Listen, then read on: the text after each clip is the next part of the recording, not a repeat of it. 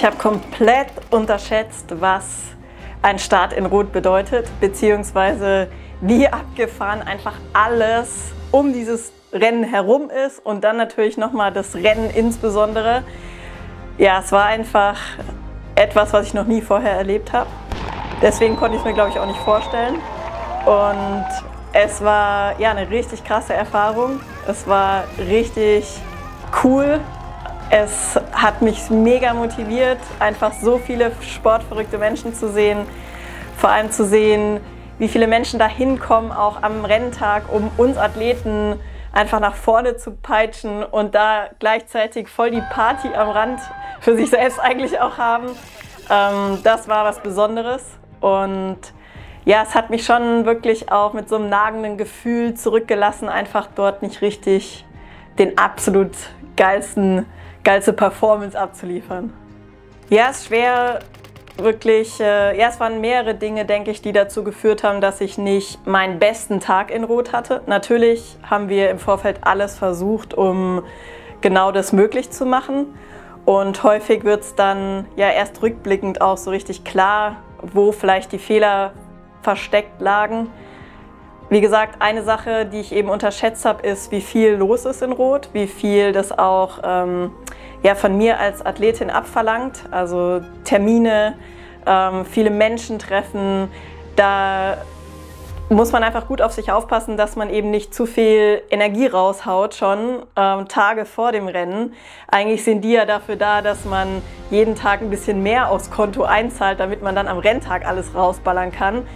Und da muss ich sagen, ich habe einfach gemerkt, mit jedem Tag verliere ich so ein bisschen Energie und hatte schon echt so Angst, so oh Mist, jetzt kommt der Renntag näher und ich fühle mich eigentlich echt platt und nicht irgendwie, ja, halt so komplett durchgeladen.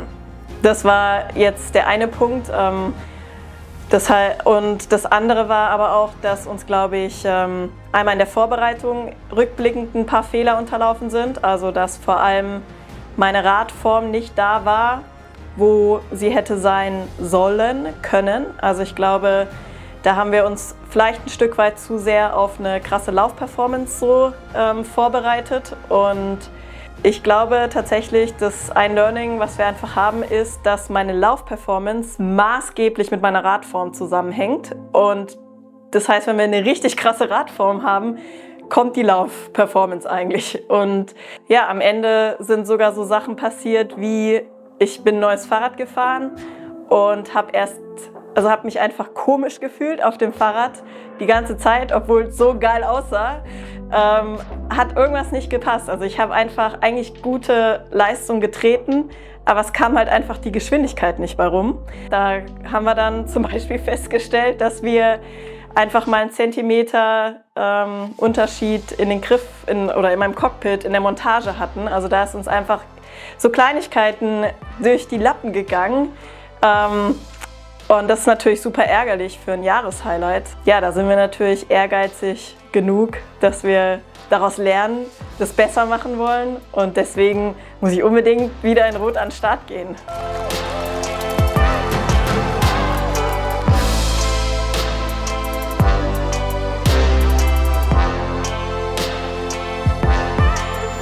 Also ich weiß noch, dass ich in Rot war und mir gedacht habe, hier, das ist irgendwie 2,5 Stunden von mir daheim entfernt.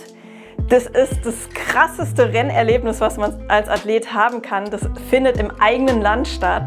Und warum fliegen wir nach Hawaii und machen so einen riesen Aufwand, wenn wir so ein krasses Rennen einfach quasi vor der Nase haben. Also das weiß ich noch, dass mich das einfach so geflasht hat, dass ich gesagt habe, wieso war ich hier nicht schon viel früher am Start?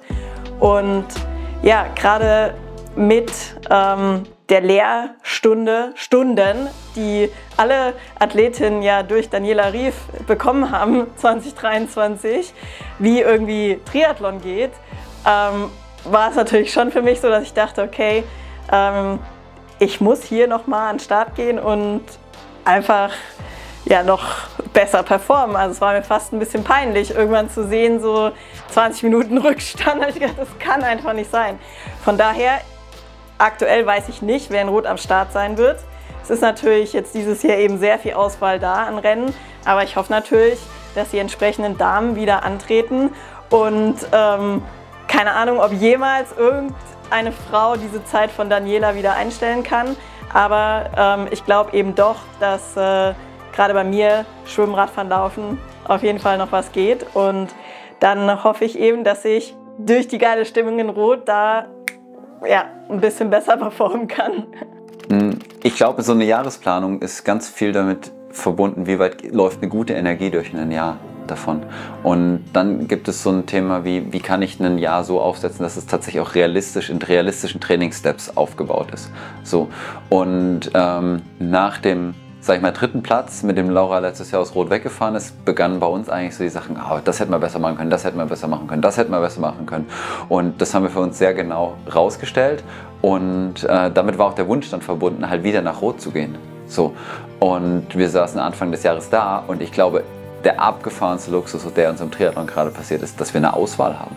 Also was Schöneres kann nicht passieren, als dass wir eine Auswahl zwischen Rennen haben.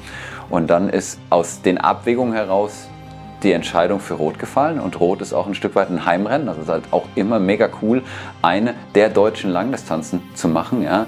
Und in unseren Augen ist es jetzt eben das Rennen in Rot, was wirklich cool auch in den Kalender passt, mit T100-Serie, mit dem Wissen darum, wie wir es früher gestalten wollen, mit dem Wissen darum, dass es eine sehr, sehr lange Saison geben wird und da passt Rot in unseren Augen sehr gut in den Aufbau rein und wäre jetzt auch gelogen zu sagen, nicht, dass in Rot da auch noch eine Rechnung offen ist.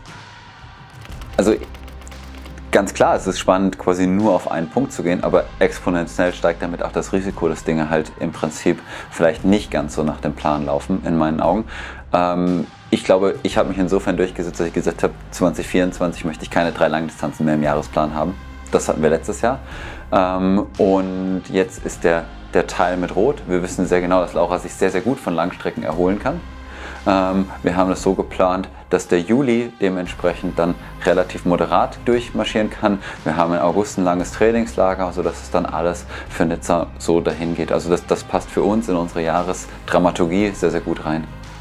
Ja, es ist natürlich total besonders zu wissen, dass wir von unserer Coachingfirma Kicker Sports eben auch nochmal ein firmeninternes Rot-Projekt haben, wo wir 25 Athleten auf ihren Weg nach Rot begleiten und natürlich versuchen, sie so gut wie es geht da an den Start zu bringen. Und ich bin natürlich auch im Hintergrund vor allem ein bisschen involviert in, wie wird das Rennoutfit aussehen und kriege natürlich auch die Geschichten der Menschen mit und kann einfach nur sagen, wir haben da so eine spezielle, tolle Truppe am Start und ich weiß einfach, wie viel Herzblut da reinfließt und deswegen wird es für mich nochmal doppelt besonders. Also ich bin da gemeinsam mit denen an dem Tag unterwegs und ja, ist natürlich einfach eine Herzensangelegenheit. Ich hoffe, jeder von denen kann sich da seinen Traum erfüllen und zu wissen, dass wir eben da unseren kleinen Anteil dann daran haben, das ja, macht mir Gänsehaut. Das macht es einfach ganz besonders nochmal.